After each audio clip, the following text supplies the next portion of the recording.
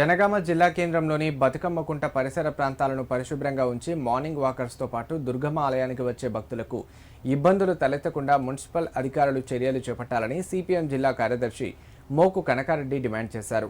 ఈ మేరకు సిపిఎం పట్టణ కార్యదర్శి జోగు ప్రకాష్ ఆధ్వర్యంలో సిపిఎం కార్యకర్తలు నాయకులు బతుకమ్మకుంట దుర్గమ్మ ఆలయ ఆవరణలో స్వచ్ఛ భారత్ కార్యక్రమం నిర్వహించి ఏరివేసిన చెత్తను టాటా ఏసీ వాహనం ద్వారా మున్సిపల్ కార్యాలయానికి తరలించి అక్కడ నిరసన తెలిపారు.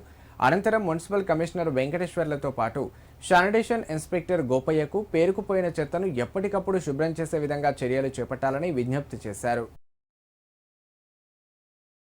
ఈరోజు సిపిఎం పట్టణ కమిటీ ఆధ్వర్యంలో దుర్గమ్మ గుడి వద్ద ఉన్నటువంటి ఈ గ్రౌండ్లో ఏదైతుందో ఇక్కడ మరి ఈరోజు శ్రమదానం చేయడం జరుగుతుంది.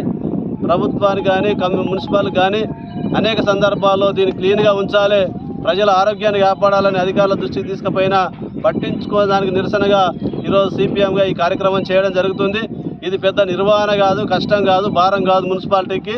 కానీ జనగామ పట్టణంలో ఇంత లక్ష జనాభా ఉన్నటువంటి జనగామ పట్టణంలో మరి పార్కులు లేక ప్రజలు ఇబ్బంది పడుతున్నారు.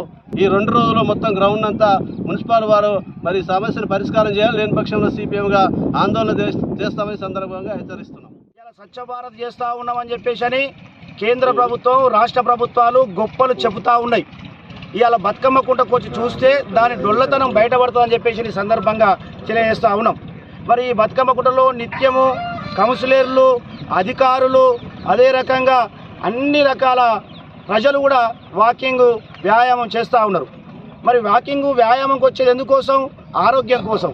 కానీ ఈ బతుకమ్మ కుంటకు వచ్చి చూస్తే ఇవాళ తెల్లందాకా పొద్దుందాకా పగటిపూట తాగి పడేసిన బీరు బాటళ్ళు, ప్లాస్టిక్ పర్యావరణం దెబ్బతీసేటువంటి ప్లాస్టిక్ బాటళ్ళు, వర్క్ కాగితాలు, దాంతోపాటుగా ఇవాళ అందరు దృష్టి పెట్టి ప్రజల ఆరోగ్యాన్ని కాపాడడం కోసం ఈ బతుకమ్మ కుంటను అభివృద్ధి చేయాలి.